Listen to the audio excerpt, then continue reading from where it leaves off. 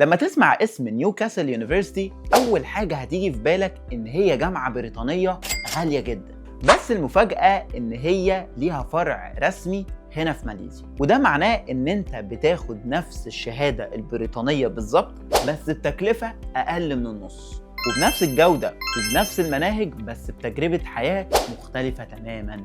فرع نيوكاسل ماليزيا موجود في ولاية جوهور بارو جنوب ماليزيا، وبيقدم تخصصين بس: الطب البشري والبايوميديكال ساينس. وتخصص الطب البشري في نيوكاسل مصنف من أفضل 100 جامعة على مستوى العالم، ومن أقوى مميزات الجامعة إن هي بتؤهلك لامتحان ال MLA اللي هو رخصة مزاولة مهنة الطب البشري في بريطانيا، يعني تقدر تكمل طريقك وتشتغل هناك بعد التخرج.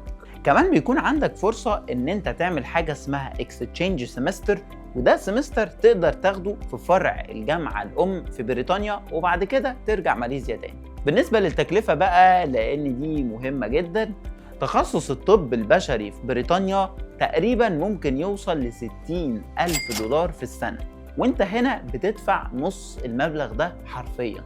يعني ببساطة لو نفسك تدرس في جامعة بريطانية بس بتكلفة ومعيشة مقبولة ونفس الشهادة من بريطانيا، يبقى نيوكاسل يونيفرسيتي ماليزيا لازم تكون واحدة من أول اختياراتك وأولوياتك.